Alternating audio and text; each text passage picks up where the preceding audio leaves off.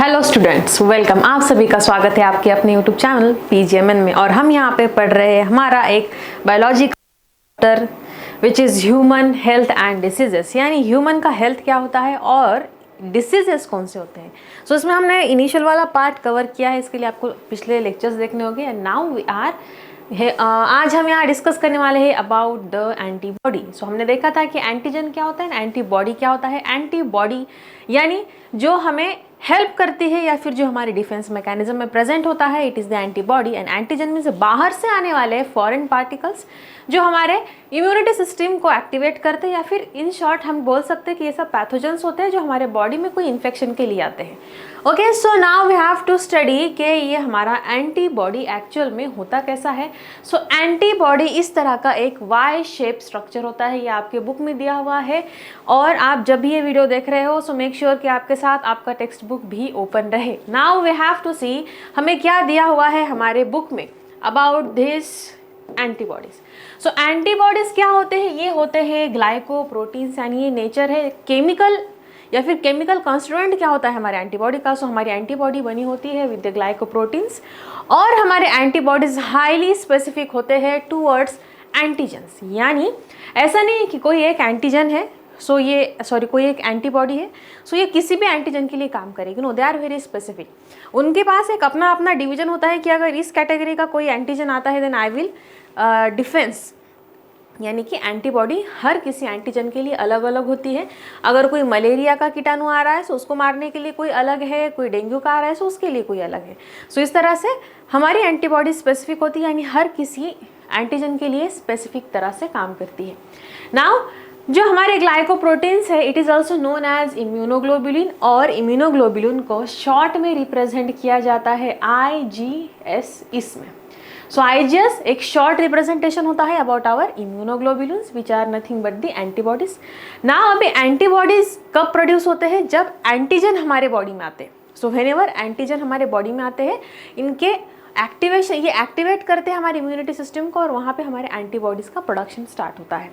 Then antibodies produce by the plasma cells. Plasma cells हमारे antibodies को produce करते हैं, एंड ये प्लाज्मा सेल प्रोड्यूस होती है by the B lymphocytes. Okay, अभी इनका प्रोडक्शन का रेट क्या है, यानी स्पीड कितना है, कितने टाइम में कितने हमारे एंटीबॉडीज प्रोड्यूस होते हैं। सो अगर हम किसी मैच्योर प्लाज्मा सेल को देखें, सो एक मैच्योर प्लाज्मा सेल का rate of production of antibodies कितना होता है। So it is almost 2000 molecules पर सेकेंड, यानी एक सेकंड में नियर अबाउट 2000 एंटीबॉडीज बन के तैयार होती है from a single plasma cell. Okay, so now moving further, अभी हमें देखना है कि एंटीजन एंड एंटीबॉडी कॉम्प्लेक्स क्या होता है। ओके, उसके पहले हम थोड़ा सा इसका स्ट्रक्चर में डिटेल देख लेते हैं। सो स्ट्रक्चर के लिए आपको सिंपल यही वाला डायग्राम देखना है जो आपके बुक में दिया हुआ है, और इसमें क्या है। सो इसके ऊपर क्वेश्चन आता है ऑलमोस्ट टाइम्स बोर्ड में, दैट एक ड्रॉ करना होगा आपको एंटीबॉडी का डायग्राम, देन इसके जो कंपोनेंट्स है इसके बारे में थोड़ा बहुत एक्सप्लेनेशन करना होगा। सो फर्स्ट हमें अगर एंटीबॉडी के डायग्राम के ऊपर कोई क्वेश्चन आता है, देन फर्स्ट लिखना है हमें कि हमारी एंटीबॉडी वाई शेप की तरह दिखाई देती है, यानी हमारा जो ABCD वाला वाई होता है इस ऐसी शेप में दिखाई देती है। Yes, you can see this. Okay, so और क्या क्या है, देखो हमारे इस वाई शेप के एंटीबॉडीज में 2 स्ट्रैंड होते हैं, मतलब 2 टाइप के स्ट्रैंड है। एक है ये कंप्लीट वाला स्ट्रैंड जो इनर साइड में है, एंड ये आउटर साइड में है जो कि इनकम्प्लीट है। सो नाउ इधर का जो बाहर वाला पोर्शन है, yes, this is known as light chain. अभी यहाँ का अंदर वाला पोर्शन जहाँ पे एक हिंज है या फिर एक नॉड है जहाँ से हमारा ये वाला चेन टर्न ले रहा है, सो इस पोर्शन को हिंज कहा जाता है, HINGE, हिंज। ओके, नाउ नीचे वाला पोर्शन इस कंटिन्यूएशन वाले लाइन का है, it is known as the heavy chain, heavy chain. Yes, so ये इस वाले पोर्शन को कहा जाता है हेवी चेन। एंड देन इन दोनों स्ट्रैंड्स के बीच में आप देख रहे होगे कि यहाँ SS दिया है, सो ये एक्चुअली डाइसल्फाइड बॉन्ड होता है, मीन्स 2 सल्फेट के मॉलिक्यूल से मिलकर बना है। दैट्स व्हाई यहाँ पे SS इस तरह से रिप्रेजेंट किया हुआ होता है। देन अभी यहाँ पे जो एंडिंग वाला ये पोर्शन है दोनों भी साइड में, it is known as antigen binding site, यानी यहाँ पे एंटीजन बाइंड होने वाले हैं। So this are the antigen binding sites. अभी नीचे आते हैं, नीचे की तरफ, अभी इधर का जो पोर्शन है, so this portion is the constant reason of the light chain, और ये जो पोर्शन होता है this one is constant region of light chain, और इस सेम इधर वाले भी, इस पोर्शन को भी हम बोल सकते हैं। ओके, सो लाइट चेन में यहाँ नीचे वाला जो पोर्शन है जो आपको थोड़ा सा प्लेन नजर आ रहा है बुक में, it is known as the constant region for light chain, ये कांस्टेंट रीजन होता है। और उसी तरह से नीचे वाला पोर्शन इस कंटिन्यूएशन वाले लाइट का, इसे भी constant region of heavy chain कहा जाता है।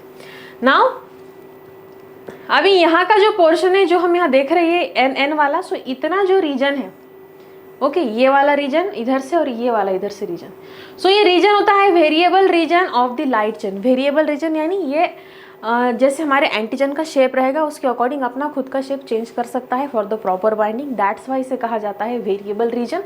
कांस्टेंट रीजन यानी जो नीचे वाला पोर्शन है जो एक्चुअल में डायरेक्टली एंटीजन के साथ बाइंड नहीं होता, ये होता है हमारा कांस्टेंट रीजन। और ये वाला रीजन जो एक्चुअल में एंटीजन के साथ बाइंड हो रहा है, ये थोड़ा बहुत अपने आप के स्ट्रक्चर में चेंजेस कर सकता है, सो दैट्स वाई ये वाला पोर्शन होता है वेरिएबल और नीचे वाला पोर्शन होता है कांस्टेंट। नाउ यस, सो अभी ये हो गया antigen binding side, variable region of the heavy chain. अभी हेवी चेन ये इंटरनल वाला जो कंटिन्यूएशन वाला line, it is the heavy, and इसमें वेरिएबल रीजन यही है स्टार्टिंग वाला, यहाँ पे हम जहाँ पे कुछ नॉचेस देख रहे हैं, सो ये वेरिएबल रीजन होता है, यानी अपना shape as per the antigen shape change कर सकता है।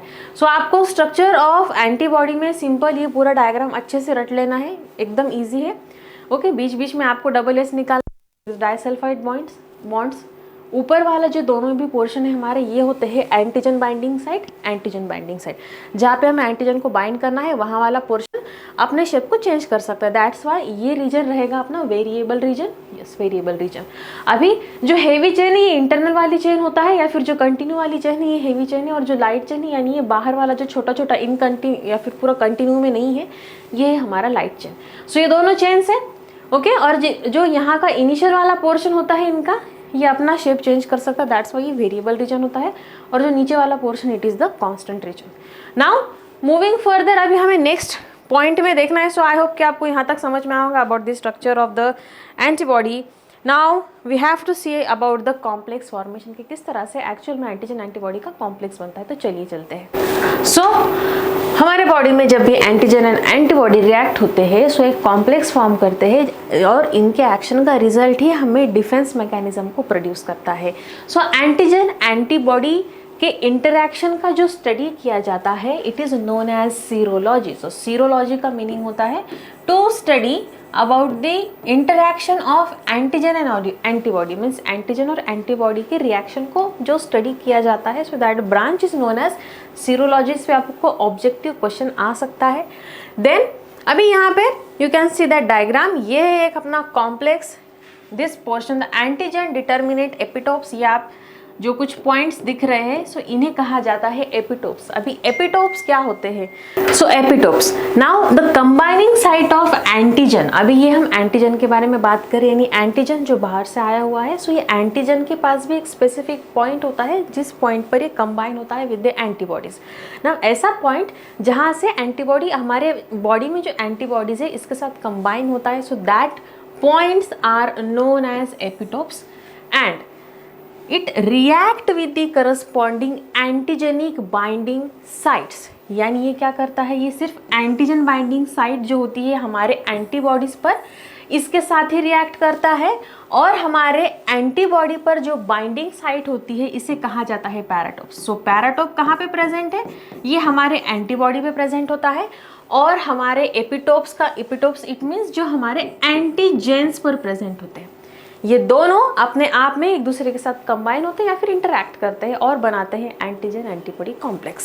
सो this is the formation of antigen antibody complex. Now moving forward, अभी हमें आगे देखना है about the antigens which are present on the blood sales.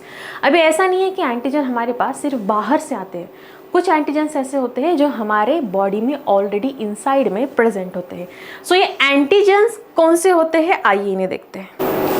Okay, so now हमें देखना है एंटीजन्स। सो एंटीजन मीन्स हमने अभी तक देखा है कि जो हमारे पास हमारे बॉडी में बाहर से आते हैं, या फिर जो होते हैं फॉरेन मटेरियल्स, या फिर simple the pathogens.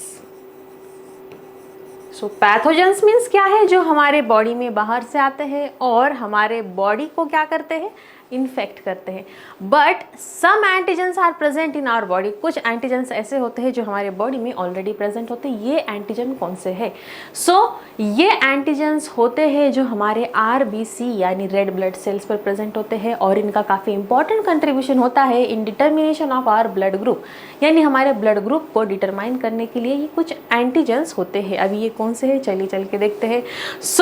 There are several known antigens जो ऑलरेडी हमारे ह्यूमन बीइंग के आरबीसी के सरफेसेस पर प्रेजेंट होते हैं। यानी आरबीसी आपको पता होगा, इस तरह से एक डिस्क शेप का रेड कलर का सेल होता है हमारे बॉडी में, और इसके सरफेस के ऊपर यहाँ पे एक एंटीजन प्रेजेंट होता है। एंड अभी ये एंटीजन की वजह से ही हमारे ह्यूमन बींग्स में ब्लड ग्रुप डिफरेंट होते हैं। भी आपको पता होगा कि ब्लड ग्रुप कौन से होते हैं, ए बी ओ ये सब। ये ब्लड ग्रुप डिटरमाइन करने के लिए ये एंटीजन हेल्पफुल होते हैं, या फिर इनके वजह से ही ये ब्लड ग्रुप का डिटर्मिनेशन होता है। नाउ जेनेटिकली ये डिटरमाइन होते हैं, यानी कि ये काफ़ी मतलब एक काफ़ी पॉइंट तक रिलेटेड होते हैं विद जेनेटिक्स। हमारे पेरेंट्स के कौन से थे और हमारे कौन से रहने वाले हैं। कौन कौन से होते हैं एंटीजन्स? एंटीजन में है एक ए बी ओ, इसके बाद में आता है एक RH, then Duffy, Kidd, Lewis, P, MNS and Bombay blood group. ये सब होते हैं ये ब्लड ग्रुप। अभी हमें थोड़ा सा डिटेल में देखना है अबाउट दिस। चलिए चलते हैं आगे।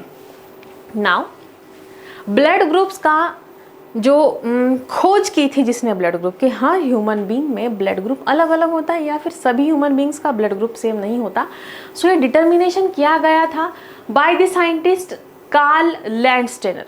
लैंडस्टेनर ने किया था, कब किया था? इन 1900 में लैंडस्टेनर ने ब्लड ग्रुप को डिटरमाइन किया था।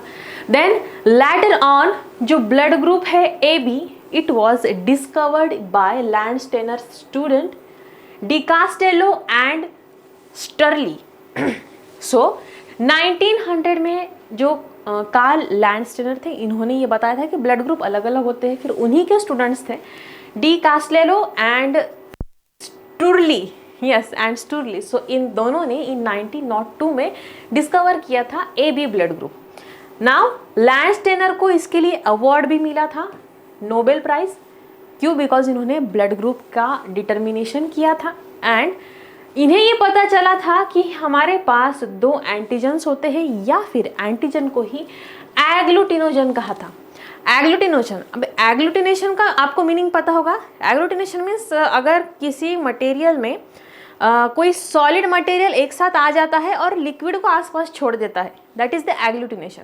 जैसे कि दूध फटने के बाद लिक्विड थोड़ा सा साइड में होता है, और दूध के जो प्रोटीन वाला पोर्शन होता है व्हाइट वो एक तरफ एक साइड में आ जाता है। यस, इस तरह का जो रिएक्शन होता है इसे कहा जाता है एग्लूटिनेशन। मीन्स थोड़ा सा लिक्विड साइड में रहता है और थोड़ा सा सॉलिड मटेरियल कहीं एक जगह जमा हो जाता है।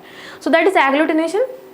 और हमारे जो एंटीजन्स होते हैं ये भी इसी तरह का कुछ काम करते हैं। दैट्स वाई एंटीजन्स और एग्लूटिनेजन्स ऑन ये कहाँ पे प्रेजेंट होते हैं? ये प्रेजेंट होते हैं हमारे आरबीसी के सरफेस पे। याद रखना है आपको कि आरबीसी के सरफेस पर प्रेजेंट होते हैं, ऑन दी सरफेस, आरबीसी के अंदर प्रेजेंट नहीं होते।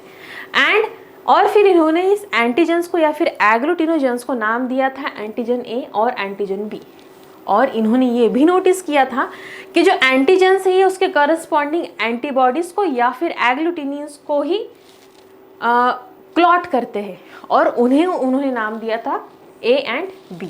और ये काफ़ी इंपॉर्टेंट कंट्रीब्यूशन था in the determination of blood group या फिर A B blood group. A B blood group में आता है ए बी एंड ओ। अभी हमें इसके बारे में और डिटेल में देखना है। बस आपको अभी इतना याद रखना है कि हमारे आरबीसी के ऊपर एग्लूटिनोजन या फिर एंटीजन होते हैं which is A and B. अभी हम आगे बढ़ते हैं। नाउ ये टेबल आपको बुक में एज इट इज़ दिया हुआ है, इसमें बताया है this is the blood groups, उसमें जीनोटाइप है, then antigen on the surface है। चलिए चलते हैं इसके बारे में देखने। अभी इसमें हम फर्स्ट देखते हैं अबाउट हमारा जो फर्स्ट ब्लड ग्रुप है which is the blood group A. Blood group ए में जीनोटाइप क्या हो सकता है, यानी हमारे मदर एंड फादर के जीनोटाइप के ऊपर अगर हम डिटरमाइन करते हैं कौन से पेरेंट्स की वजह से ए ब्लड ग्रुप आ सकता है। आइदर अगर दोनों का भी जीनोटाइप ए है देन, या फिर किसी का ए है और किसी और का ओ है। इस कंडीशन में जो भी ऑफस्प्रिंग रहेगा उसका ब्लड ग्रुप भी ए रहेगा। अभी एंटीजन की हमें बात करनी है, सो हमारा ब्लड ग्रुप जो होता है सेम वही एंटीजन हमारे आरबीसी के सरफेस पर प्रेजेंट होता है। And in case of antibody उसका अपोजिट वाला जो होता है ये एंटीबॉडी वहाँ प्रेजेंट होता है या फिर हमारे सीरम में प्रेजेंट होता है। सो एंटीजन जो हमारे आरबीसी के सरफेस पे है ये ए ही रहेगा और antibody which is present in the blood plasma it will be B. Okay, ये रहेगा बी। और अगर किसी का ब्लड ग्रुप ए है सो ये कौन से ब्लड ग्रुप को अपना ब्लड दे सकता है, सो ए है सो ए के लिए भी दे सकता है एंड प्लस ए बी के लिए भी दे सकता है। बट अगर एक्सेप्टेंस की बात आती है सो ये एक्सेप्ट कर सकता है ओ का ब्लड ग्रुप और सेम ए का ब्लड ग्रुप। नाउ अभी हम आगे चलते हैं। सो बी, अगर बी किसी का जीनोटाइप है सो उसके पेरेंट्स का जीनोटाइप क्या हो सकता है या फिर उसका खुद का जीनोटाइप क्या रहेगा, आइदर दोनों भी इसका बी भी रहेगा या फिर एक बी है और एक ओ है। सो इस कंडीशन में हमारा जो ब्लड ग्रुप रहेगा it will be B B antigen on the surface of RBC B ही रहता है और एंटीबॉडी कौन सी रहेगी ब्लड सीरम में, इसका अपोजिट वाला यानी कि ए। अभी हम अगर बी ब्लड ग्रुप वाले हैं सो हम किसको ब्लड डोनेट कर सकते हैं, तो डोनेशन के लिए जब बात आती है so we can donate blood जो हमारे सेम ब्लड ग्रुप का है यानी बी वाला ही है और plus A B. So A B को कोई भी ब्लड ग्रुप वाला ब्लड डोनेट कर सकता है। एंड अगर बी वाले को खुद को ब्लड एक्सेप्ट करना है या फिर इसको ब्लड चाहिए सो इसको ब्लड कहाँ से मिलेगा, आइदर ओ का ब्लड सभी को चलता है और एक सेकेंड वाला कि उसका खुद का जो ब्लड ग्रुप है वही वाला ब्लड ग्रुप वो एक्सेप्ट भी कर सकता है। Next A B. अभी ए बी जो है इसे कहा जाता है यूनिवर्सल एक्सेप्टर यानी ये कोई भी ब्लड ग्रुप का ब्लड एक्सेप्ट कर सकता है। ए बी के लिए जीनोटाइप सिंपल है, एक पर है ए और सेकेंड वाले पे है बी, ए बी का combination it gives A B. And then antigen on the surface of the RBC, यहाँ पे ए और बी दोनों भी एंटीजन प्रेजेंट होते हैं but in case of antibody कोई भी एंटीबॉडी नहीं प्रेजेंट है यानी कि antibody is nil, no antibody is present in case of A B. अगर किसी का ब्लड ग्रुप ए बी है सो ये डोनेट किसको करेगा, सो ये डोनेट सिर्फ और सिर्फ ए बी को ही कर सकता है। बट रिसीव की बात करनी है so A B blood group वाला किसी भी ब्लड ग्रुप के ब्लड को रिसीव कर सकता है। Next O blood group. So O है यूनिवर्सल डोनर यानी ये किसी को भी डोनेट कर सकता है, जीनोटाइप में दोनों भी ओ ही होते हैं, इसके ऊपर कोई भी एंटीजन प्रेजेंट नहीं होता। एंड देन एंटीबॉडी की अगर बात की जाए सो एंटीबॉडी इसमें दोनों भी प्रेजेंट होती है। ये डोनेशन के लिए किसी को भी डोनेट कर सकता है बट रिसीव करने के लिए इसको सिर्फ और सिर्फ खुद का ही ब्लड ग्रुप चाहिए होता है। सो ये है हमारा एंटीजन ABO ब्लड ग्रुप जो कि डिटरमाइन किया गया है with the presence of antigen on the surface of RBC. Simple है काफ़ी, आपको याद रखना है AB एंड O। AB होता है यूनिवर्सल एक्सेप्टर, O होता है यूनिवर्सल डोनर। नाउ जब भी हम एंटीजन के बारे में बात कर रहे हैं सो एंटीजन सेम रहता है, जो ब्लड ग्रुप है वही एंटीजन रहने वाला है। सो दैट्स वाई यहाँ पे O के ऊपर कोई भी एंटीजन नहीं रहता, O का एंटीजन नील है यानी यहाँ पे कुछ भी नहीं है। अगर हम एंटीबॉडी की बात करें सो एंटीबॉडी होता है इन the blood serum. So serum में कौन सी एंटीबॉडी प्रेजेंट है, सिंपल जो हमारा एंटीजन है इसके अपोजिट वाला। A एंटीजन है सो एंटीबॉडी रहेगा B एंटीजन है सो एंटीबॉडी रहेगा A। सो ये है about the antibody on the surface of on the blood serum. इसके बाद में डोनेशन की बात जब आती है सो डोनेशन के लिए फर्स्ट क्राइटेरिया है कि हमारा सेम ब्लड ग्रुप वाले को ही हम डोनेट कर सकते हैं, सेम उसी तरह से एक्सेप्टेंस के लिए भी है। बस यहाँ पे डिफरेंस आता है about the O blood group. O blood group का ब्लड हम किसी को भी डोनेट कर सकते हैं और AB वाला कोई भी ब्लड ग्रुप को एक्सेप्ट कर सकता है। सो आपको ये अच्छे से याद रखना है, काफ़ी ईजी वाला पॉइंट है। अभी हम आगे बढ़ते हैं और देखते हैं about the blood group A। सो क्या होता है blood group A? So blood group A ये होते हैं इस तरह के इंडिविजुअल जिनकी आरबीसी के ऊपर एंटीजन A प्रेजेंट होता है और एंटीबॉडी B प्रेजेंट होता है in their blood serum. Blood group B वही आता है अगेन, इनके पास एंटीजन B होता है और ये प्रेजेंट होता है on the surface of the RBC और इनके ब्लड प्लाज्मा में एंटीबॉडी A प्रेजेंट होता है। इन case of blood group AB इनके पास A और B दोनों भी एंटीजन प्रेजेंट है बट यहाँ पे antibodies no antibodies is present है। अभी जब हम ब्लड ग्रुप ओ की बात कर रहे हैं, सो यहाँ पे इसका वाइस वर्सा है, यहाँ पे एंटीजन ए एंड बी दोनों भी प्रेजेंट नहीं है, कोई भी एंटीजन प्रेजेंट नहीं है। But in case of antibody it show both the antibodies, यानी यहाँ पे दोनों भी एंटीबॉडीज प्रेजेंट है। सो ये डिटेल आपको लिखना है अगर आपको एग्जाम में इसके बारे में क्वेश्चन आता है तो। अभी हमें नेक्स्ट वाला पॉइंट देखना है about the RH factor. RH factor क्या होता है? सो जैसे आपने सुना होगा कि किसी का ब्लड ग्रुप ए पॉजिटिव है, किसी का निगेटिव है, सो ये पॉजिटिव और निगेटिव को डिटरमाइन करने के लिए जो मटेरियल है या फिर जो कॉन्स्टिट्यूएंट है, it is known as the RH factor. So RH factor के बारे में भी हम देखते हैं। सो ये काफ़ी ज़्यादा कॉम्प्लेक्स ब्लड ग्रुप होता है। अरे अब इसमें क्या है इस तरह का कॉम्प्लेक्स ब्लड ग्रुप सिस्टम? सो RH निगेटिव फैक्टर ये एक एंटीजेनिक प्रोटीन होता है जो कि प्रेजेंट होता है on the surface of RBC। Again वही RBC के सरफेस पे RH निगेटिव फैक्टर प्रेजेंट होता है। अब ये क्या करने वाला है? सो पहले थोड़ा सा इसका हिस्ट्री देखते हैं। सो इसको फर्स्ट डिस्कवर किया गया था again by the Landsteiner and Vanern in 1940 on the surface of RBCs, but RBC of the rhesus monkey। इसके ऊपर काफ़ी बार क्वेश्चन आता है कि फर्स्ट RH फैक्टर कहाँ पे मिला था। सो अगेन लैंडस्टेनर ने ही इसको डिस्कवर किया था इन 1940 और ये पाया गया था on the surface of RBCs of rhesus monkey। rhesus monkey पर ये मिला था एंड दैट्स वाई इसे RH फैक्टर कहा जाता है, या फिर it is also known as antigen D या फिर D antigen. It is known as D antigen. और जिस पर्सन के पास ये एंटीजन प्रेजेंट होता है वो सब RH पॉजिटिव होते हैं, और जिनके पास ये प्रेजेंट नहीं होता, जिनके पास ये लैक होता है, it is known as RH negative. तो चलिए अब आगे बढ़ते हैं। So moving forward, so now एक RH फैक्टर से रिलेटेड एक कॉन्सिक्वेंस आता है इन द प्रेगनेंसी। ये कब आता है? जब अगर मदर RH नेगेटिव होती है बट उसके वुम में जो पल रहा फीटस होता है ये RH पॉजिटिव होता है। सो इस कंडीशन को कहा जाता है HDN। HDN का फुल फॉर्म होता है hemolytic disease of newborn. Newborn का हीमोलाइटिक डिसीज। हीमोलाइटिक का मीनिंग होता है, हीमो मीन्स हमारा जो ब्लड होता है, it is known as hemo, और लाइटिक का मीनिंग होता है टू डिस्ट्रॉय या फिर टू किल।